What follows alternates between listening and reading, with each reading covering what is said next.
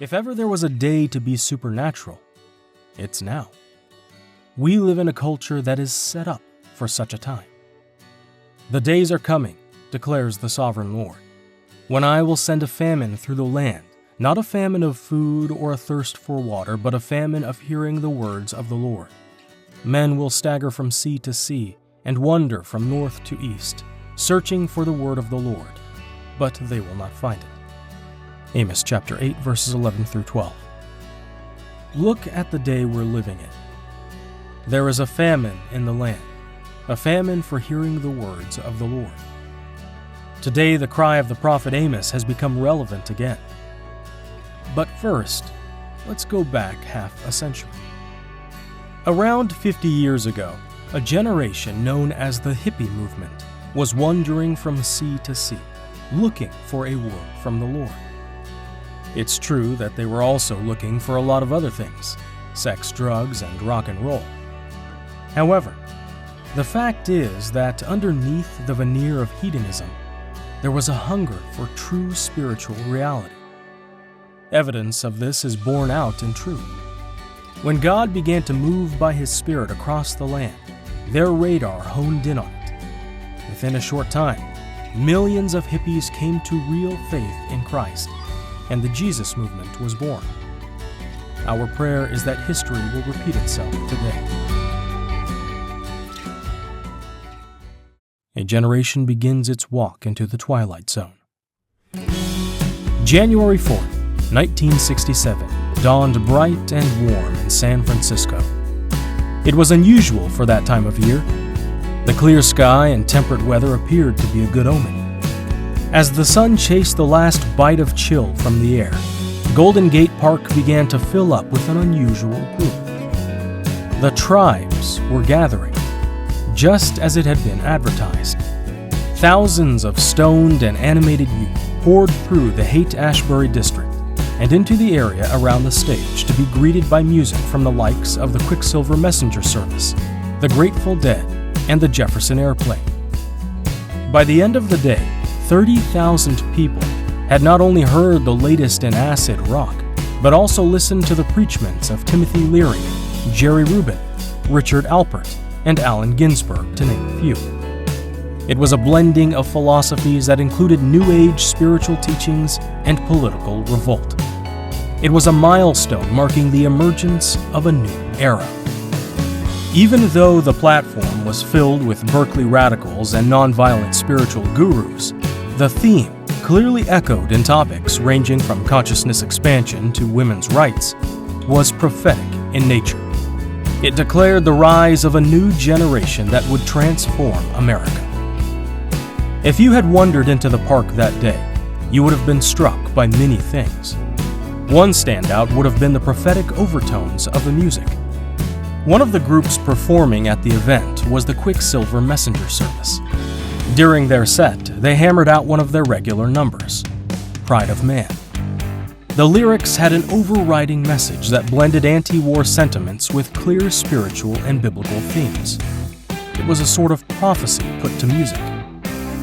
Thou that dwell on many waters, rich in treasure, wide in fame, bow unto a God of gold, thy pride of might shall be thy shame. O God, the pride of man, broken in the dust again. And only God can lead the people back into the faith again. Thy holy mountain be restored, thy mercy on thy people, Lord. Here you had rock music that was not only pushing out into a sphere of the mystical through the synthesis of psychedelic and New Age spirituality, but it was also a warning of a frightening future. This rock band found themselves in the role of musical sages, riding out like horsemen onto a cosmic prairie with an apocalyptic message for America and the world. This generation would not be like their fathers or their forefathers. They would bring their Jeremiad in a way that no pulpit in America could bring it. The song, a cover written by Hamilton Kemp, a songwriter and folkie, was just one of many from the early 60s that used folk music as commentary and a hammer of righteousness against the materialism and warmongering of the military-industrial complex. The song contains this clarion call. shout a warning to the nations that the sword of God is raised. On Babylon, that mighty city rich in treasure wide in fame. It shall cause thy towers to fall, and make it be a pyre of flame. As we think of the events of 9/11/2001, these lyrics have a prophetic overtone. And in a sense, so did the human be-in. This gathering of the tribes for a human be-in was a sentinel to millions of youth worldwide. It was the forerunner of the huge summer of love that drew major media attention and put the whole hippie scene on the map. This youth movement that was being formed out of the womb of Haight-Ashbury and Greenwich Village was generations old. The hippies' fascination with spiritual and cosmic thought was only a birthing of a movement that had been carried to this continent in embryonic form years before. It started as a European bohemian culture, which was then nurtured by beatnik musings until it came to full gestation. At the heart of these movements was a connection with the supernatural. How did all this arise, and where did it take an entire generation? Today, there's a new movement across our globe. From drug-filled raves that draw thousands to be inspired by rave shamans, to the growing interests in paranormal themes in movie and television, we are in an age of supernaturalism. Where will it lead us? Will we see a spiritual awakening like the one that followed the hippie movement? Or will we continue into delusion and worldwide deception? In recent years, Boom Belgium has hosted nearly 200,000 revelers to its massive annual rave music gathering. That electronic music festival and others like it are part of a growing global movement that celebrates dance, bacchanalia, creative expression, and community on a huge scale. It's also being fueled by the massive use of psychoactive drugs like MDMA, better known as ecstasy or Molly. This movement is not without precedent. The human be-in that took place in the Golden Gate Park that January of 1967, along with the Woodstock Music Festival, were forerunners of these events. The gathering in San Francisco in the 60s was made even more significant through the gift of huge amounts of LSD that had been donated by Owsley Stanley, the legendary underground chemist and pop culture Johnny Appleseed of the psychedelic movement. Territory that had once been exclusively explored in the plush compounds of Harvard elites like Timothy Leary and in secret CIA human testing programs had now become a modern-day land rush where young pioneers of the Purple Sage were staking their claims. Many of those stoned out that day in Golden Gate Park were seeing visions for the first time. Most were filled with hope, but definitely not the sort that you get reading the Bible. They were visions nonetheless, and would become an increasing mark of this movement. Drugs, and the visions they engendered, would shape a whole mass of youth and later generations, as well as those who followed them into the 21st century.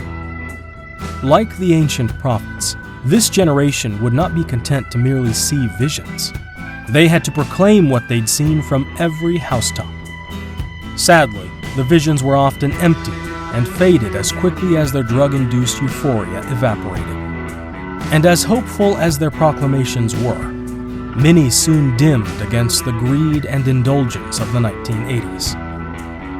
Over 2,500 years ago, the prophet Joel said that one of the signs of the last days was that young men would see visions.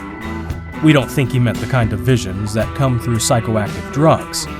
Nonetheless, one of the things that has marked every generation since the late 60s is their fascination with drugs and the ecstatic experiences that come from them. Millennials have their own Woodstock these days. In fact, more than one.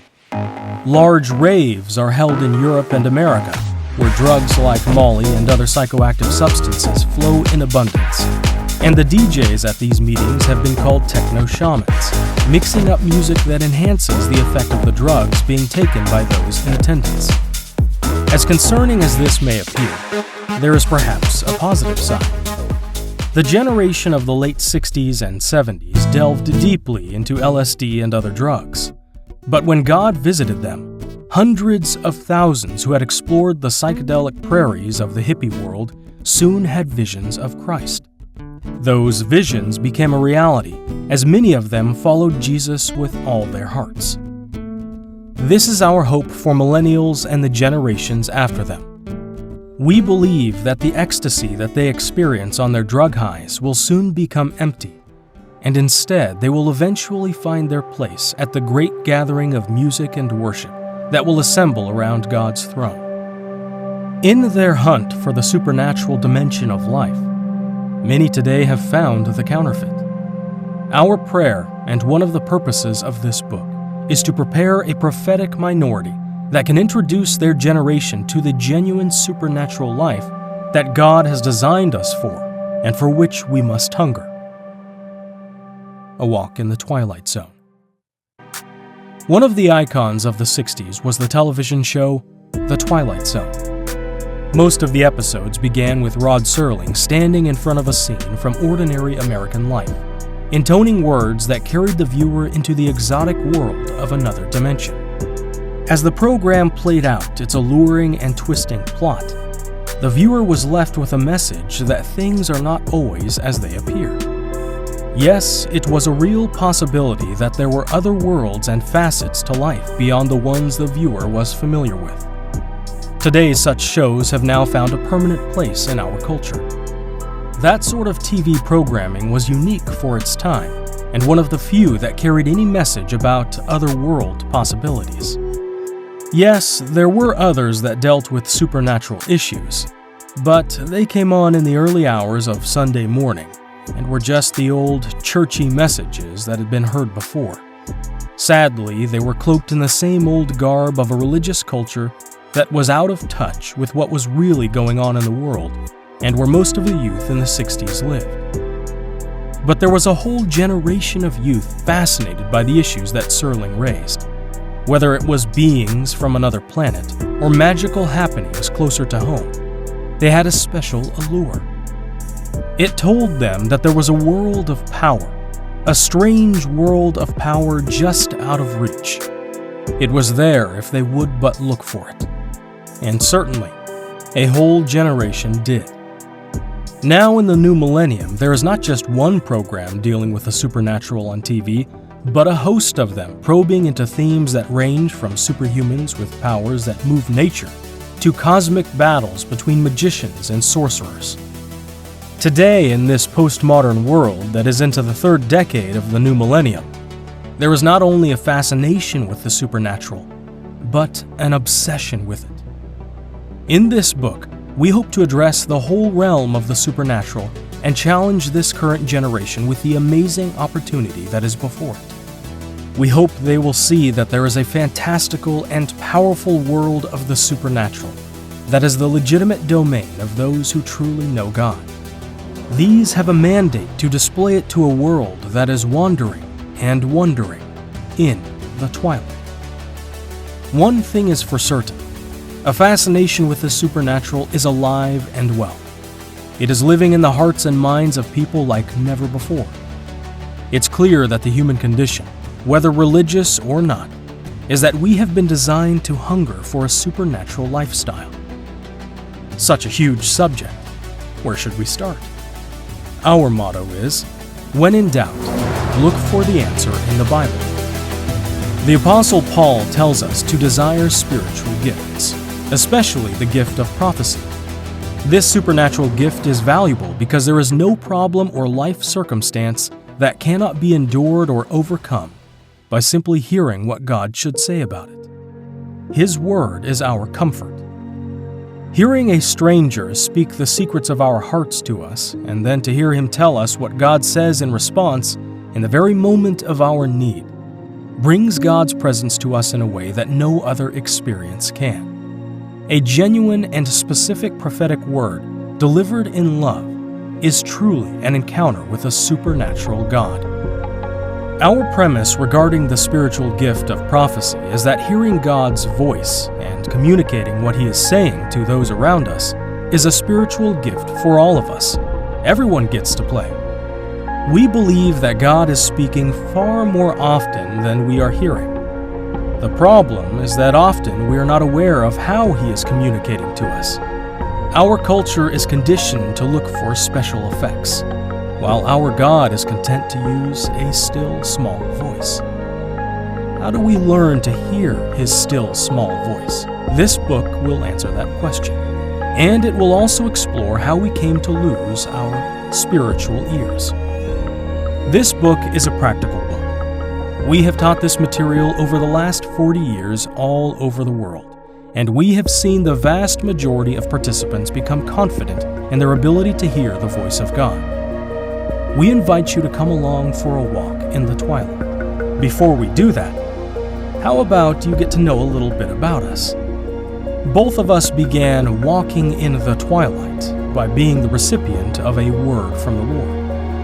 Our lives were radically changed through these experiences. Here are our stories.